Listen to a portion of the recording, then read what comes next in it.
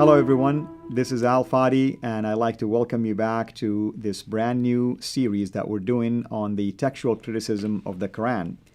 I'm doing this series, as always, with my dear brother Jay Smith because we started it last year, another series that we called the Quran's Many Problems, but this time we are taking a different angle. We are basing our entire series on a book that I encourage all of you to get, and this is a sample of this book. It's called The 20 Examples of Correction in Early Quran Manuscripts by Dr. Daniel Brubaker. And in our introduction, we built a foundation as to why textual criticism of the Quran is extremely important. Today, we are going to give you more backgrounds about the book and the author. And with that, Jay, I turn it over to you. Well, thank you. Hey, it's great to be here again. Listen, we did this a year ago where we, at that time, could only talk about it. We couldn't really show anything, could we? And it was kind of frustrating because since 2014, I've been wanting to show this material. I've been wanting to get into it. In the last episode that we kind of did a quick comparison between the Qira'at and the consonantal text. We're going to get into that in future episodes. But let's hold up this book again. This is the book that we're going to be really zeroing in on. We've been looking at 20 changes. There's actually 21 of them. There's another one that he is adding that's not part of the original 20, and we're going to show you why this extra one has been added in. But we'll get to that. Now let's talk a little bit about Dan. Who is Dan Brubaker? He got his doctorate in 2014. But before that, he has been interested, he's been doing this for years, going and photographing all of these variants as an academic exercise. Variants in the Quranic manuscripts, early Quranic manuscripts. In the earliest Quranic manuscripts. And these include the Sana'a manuscript that you're working on, the Topkapi, which is in Sana'a in Yemen. This includes the Topkapi manuscript, which is in Istanbul. This includes the Samarkand manuscript, which is in Tashkent, Uzbekistan. The BNF. Yeah, certainly the Husseini manuscript that is in Cairo, the Petropolitanus manuscript that we talked to BNF. Right. But also, it's fascinating. He wanted to look at these major manuscripts. He went to St. Petersburg and got that manuscript that's in Russia, photographing them. And back in 2014, when he finally did his doctoral thesis and passed it with flying colors, he was hoping to find maybe about 15 manuscript variants. In fact, he told me he started thinking like 7 or 8 would be good. Because all you need is one. That's right. All you need is one to dispel this notion that the Quran is perfect, to dispel this notion that it is eternal, to dispel this notion that it is from the 7th century, and to dispel this notion that it is unchanged. That's the main thing. And I want to clarify, you and I are apologists, and we're talking about it from an apologetic standpoint. But really, if you ask Dan, he's not really, his mission is not to destroy anything. His mission is to study, this phenomenon. Is it really, a book that is complete, doesn't have any changes? And he took that angle, and he was hoping to find one, like you said, then 7, and all of a sudden, we have how much? Well, back in 2014, he had already found 800. Now, let's just back up a minute. Dan is not somebody who goes to the streets and talks about it. That's right. But you and I are. Right. We do this, don't we? And that's why we're bringing it to the forefront. Because we're in a battle that's different than the academics. Now, you might say, okay, I've got a doctorate, therefore I'm an academic. That's true. That's not important, though, because we are polemicists. This is a word that most people don't know and don't understand. The polemics is going on the opposite direction of apologetics. Apologetics is where we defend this book, and anybody that defends the Bible is an apologetic for Christianity. Anybody that defends the person of Jesus Christ is an apologist for Christianity. I'm interested in both apologetics, but I'm also interested in going the other direction, like a football team. You have your offense, you have your defense. Defense is apologetics, offense would be polemics. That's right. In religious circles, when we're talking about Islam and Christianity, someone who defends the Quran as a Muslim would be an apologist of Islam. That would be apologetics. There's thousands of them that do that. But many Muslims, in fact, you and I have had experience of this, the vast majority of Muslims we engage with spend very little time doing apologetics. They hardly ever defend their Quran. They spend almost their entire time attacking the Bible. Exactly. That's called polemics.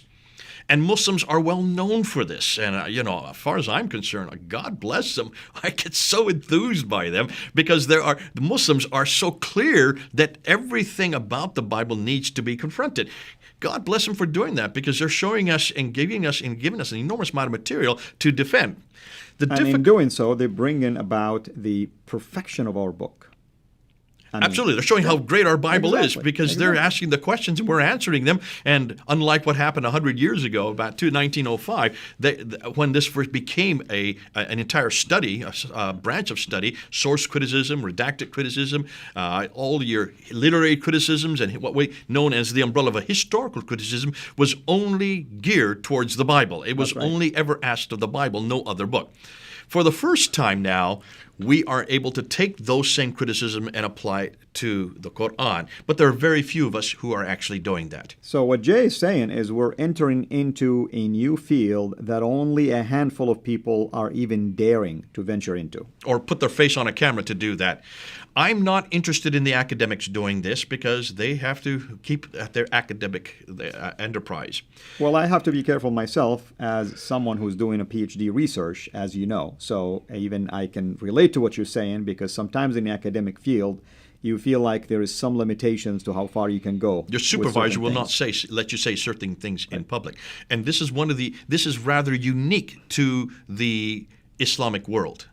I don't know of any other branch of study, that's right, Al, where you are censored from what you're researching. You can't go public with what you're researching. Can you name me any area of research in any field where you're not permitted to say what you're researching in a public context except for Islam? That is true.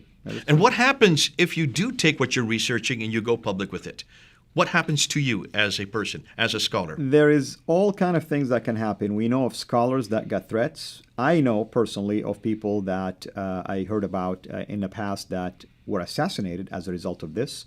And therefore, as a result of this, people tend to go into hiding or be secretive about what they do so that they're not exposed out there. I mean, probably the most popular example is Salman Rushdie himself. That is when true. He wrote that Satanic Verses. A simple book about three 90s. verses. They're in chapter 53, verse 19 and 20 of the Quran that he applied to a novel. And for 10 years, he was under house arrest. That is right. Under house protection, not under arrest, house protection, because the Muslims tried to kill him for simply writing that book. This is the only area of study I know of anywhere in the world where what you say will kill you. So even as you're doing your research, you cannot come to conclusions with what you're researching. Even Daniel Brubaker dare not come to conclusions. But I can. Right. And my area of expertise is to do just that. I have to come to conclusions because everybody who is watching these series wants to know the conclusions of what we found. It's not just good enough putting it up there. We need to say, well, what does this mean? What does this say? That's what any researcher should be doing, and yet we get called hate preachers. I get called hate preachers. I get called an Islamophobe. Look what just happened a few months ago in November when I was in Hong Kong, and I tried to introduce this very material that we're introducing right now, this exact same material I tried to introduce at City University in Kowloon, there in Hong Kong, and the Muslims went to the authorities there in this school the day before I was to do my lecture there. Even though this is my part of my doctoral thesis, They said this man is a hate preacher. This is not something that should be introduced here in this study. They wouldn't even introduce this in America, they said. And the authorities there banned me from coming on university and doing my lecture. I had to go to a church next door the very next day. That's twice now the Muslims have done that. This is the only area that I know where Muslims can pretty much get you banned from universities. And the irony about it, we would never do that as a Christian. And let me just mention something about this. When I talk to people about the superiority or the superior attitude of Islam and the superiority of Sharia law, people tell me, oh, we don't have Sharia law here. Do they have Sharia law in Hong Kong? They certainly don't. But who trumped you? Well, who trumped? Not me. They didn't trump me because I still did it. Well, what I'm saying, I mean, but who trumped the authorities? Exactly. And why did they do so? Did they even ask me? Did they even say, "Can we look at your lecture notes? Can we see what is it that's hateful about this?" They never asked me once. They never even came. So Sharia law still applies, whether you like it or not. Okay, this is through the back door. This is under the radar. Now let me just go, and now we're coming back to what we're doing today. If that is the problem that we're dealing with, can you then understand why we have to use YouTube, we have to use videos, we have to use the internet to get this material out to the rest of you? You need to know what the researchers are finding, what the Daniel Brubakers today. And that's one reason why we're really highlighting this book. We want to highlight because this is the first time that anybody has published this material so that you can look at it. I want you to buy this book. Go up on Amazon and buy this book by Daniel Brubaker. We're going to help you unpack it. We're going to help you to show you what you're looking at, but then we're also going to show you what conclusions this means. What are the conclusions we can come to concerning what Daniel Brubaker has found? And so this is what's so exciting about what we're doing here is we're giving you cutting-edge information as much as possible because, believe it or not, we probably are the first to even introduce this book to you and are the first to even assess its content. So hopefully you'll find everything that we'll be sharing in this particular series, which is basically this book is the sole focus of this series. You'll find it helpful for your own knowledge, for your own ministry. And if you're a Muslim, we want you to heed the information we're sharing with you. Go and even inspect it yourself. There's nothing secretive about it. So we're hoping that you will find out quickly that the book that you believe to be complete and perfect and eternal is nothing than more than just a book written by mere men. Not just one, men. So no one has written about the consonantal corrections. No one has yet really shown exactly what we're talking about. Altıkılıç and Ekmel Nisanoğlu, these two Turkish scholars, they only referred to it. They just mentioned that there were these variants. They said that there were 2,270 in the Topkapı manuscript, but they didn't actually show where these variants were. They didn't really try to unpack it or even come to conclusions on it. We're going to do that now. Now, what Dan has done, he's just taken 20, really it's 21 of these variants. And these are just samples only. This is a teaser. Exactly. This is nothing more than a teaser. His big work is yet to come. Because since 2014, where he only had 800, roughly 800, he now has found over 4,000. I mean, did you repeat the number to them, you know? We said he started hoping with 1, maybe 7, 8, maybe 15, 800 by the time he finished his dissertation, and now we're talking in the thousands. Up over 4,000, and more are coming to light all the time. And we're going to show why these are significant. But because of the fact that there's so much more yet to do, Dan Brubaker is going to come out with his big tome. This will be his masterpiece. But his legacy will be left behind. So this is nothing more than 20 simple ones to give you a cross-section of some of the things he is finding just to get the ball going. Later on, there's going to be coming out another program which everybody can buy called Quranic Gateway. And on that, you will be able to see many more of these manuscript variants. And in the Quranic Gateway software, it's an amazing software, by the way. I had the privilege to be part of at least doing some testing on it, and we're not going to really reveal a whole lot of information about it, but basically it allows you to just research the Quran and even see images of manuscripts related to these verses, and if there is any changes, corrections, erasures, insertions, you'll be able to see that as well, and it's documented, and you'll know which museum has it, and so on and so forth. Now, Dan is aware that this material is controversial and it's confrontational. He's aware of that. And for the right reasons. I don't think he is quite aware of just how dangerous this stuff is. He is not interested in polemics. He's not interested in attacking anything or any book. That is true. He is a researcher. He is only looking at the material and then he is putting it out there. You and I are going to come to conclusions, or I should say I'm going to come to conclusions as we move through this. That's our job. As a polemicist, we need to say, what does that signify? What does that now say about those two claims, actually the three claims that we introduced in the last episode, that is eternality, but more than that, was there a manuscript that existed in the mid-7th century? Is it the same as the Quran that we have in our hands today? That's right. And are any of those earliest manuscripts complete? And here is where I am equally interested in this, because I am somebody who grew up born in Saudi, raised in Saudi, exposed to the Quran, and it's studied it basically. I even went to an Islamic university in Mecca to do my studies in Islamic studies department. And I have access to primary sources of Islam. I read the language of the Quran. I read the primary sources, the commentaries, and other things. So I've always been brought up with this belief that it's a perfect book, has no changes whatsoever, has no corrections whatsoever. So this is, to me, is an important piece, masterpiece, because I want my people now to be aware of this so that they too can make that move towards Christ. We're not promoting a religion, we're promoting a relationship, a restored relationship with our Savior. And I'm hoping that, I'm praying that this type of material will help you cross that bridge. Now, as we go through this, let's just remember, where did Dan have to go? Well, he had to go to quite a few libraries. He had to go to quite a few museums. He had to get permission, personal permission, to actually look at them. He is the first to actually go and create and find these. Well, he didn't find them. He knew the manuscripts were there, but they had to take them out of their glass cases, and he photographed them. It's important that you understand he went physically to every one of these places. That's why it's taken so many years for him to unpack it. Since his doctoral thesis, we're talking about now, we're 5 years later, and he's now up to 4,000. He will continue to do this because people need to do this. Muslims have never done this.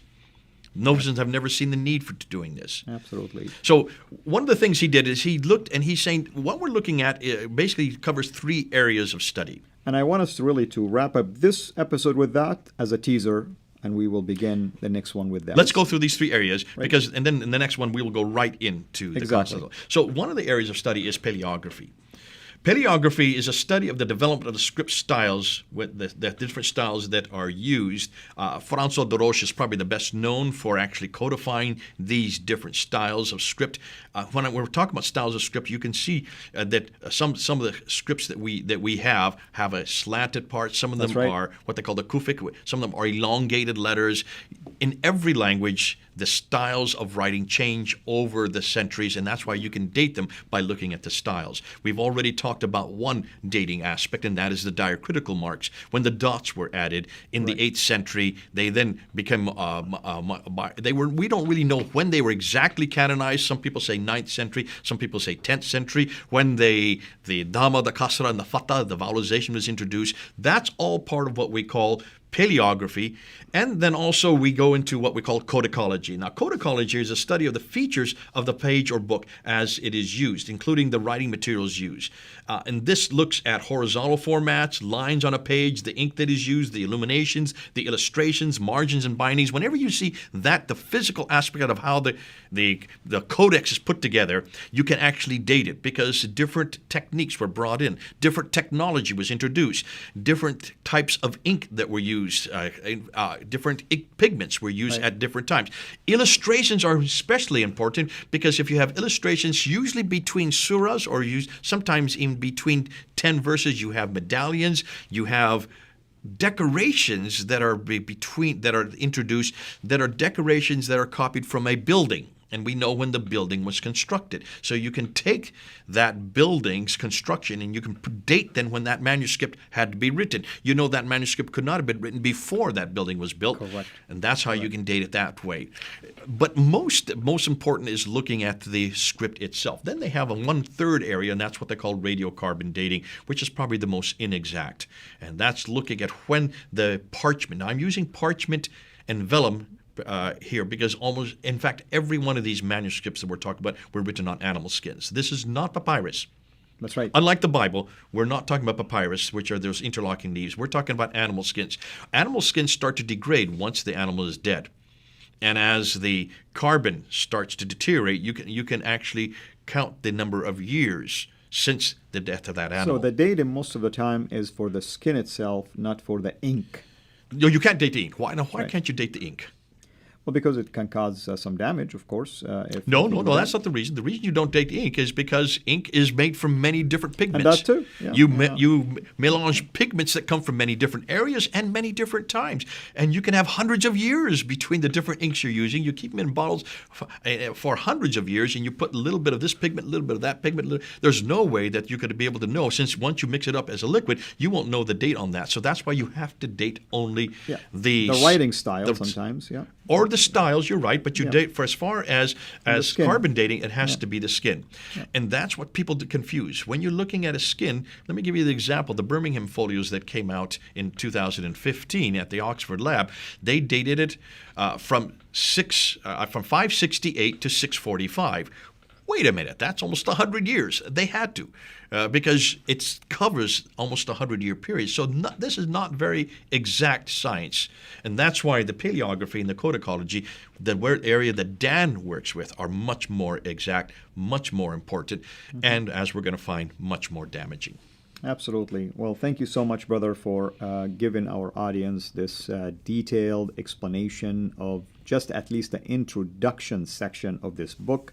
In the next episode and the ones to come after that, we will begin to analyze in more depth many of these terminologies that we just used, and also we begin to have an exposure to these examples of corrections. As always, thank you, brother, for a great job, and thank you for everybody for watching this particular series. Hopefully you'll find it enjoyable, and we encourage you, as always, to share it with others. Until we meet again, have a blessed day. Thanks for watching. Make sure to like and subscribe. Also, hit the bell so that you don't miss future videos. And please consider becoming a patron at patreon.com/Sira International. And together we can introduce Muslims to the gospel of Jesus Christ. Thank you.